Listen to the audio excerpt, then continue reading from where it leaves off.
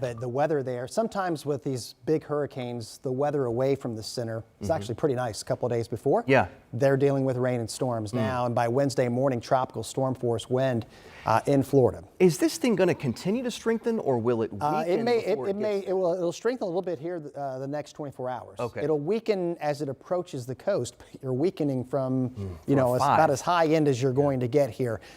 Within the last 24 hours, a 90-mile-per-hour increase in the maximum wind with Milton due to its environment that's extremely favorable for strengthening.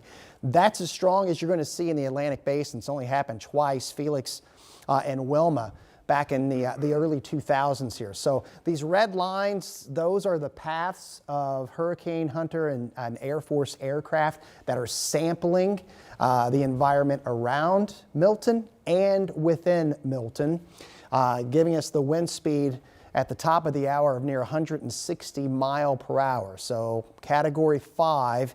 All that data, as I mentioned at the top of the show, will then get ingested into computer modeling to give us a better idea of where it will go as we move through the next 24 hours. For the folks in the northern Yucatan, unfortunately, going to be a pretty bad deal there. Now, the eye wall may stay just offshore, but we're expecting quite the destruction there. Now, as I mentioned, and Lindsay just put this together, so this takes into account sea surface temperatures, wind shear, dry air versus moist air. So it's in a very favorable environment right now for strengthening.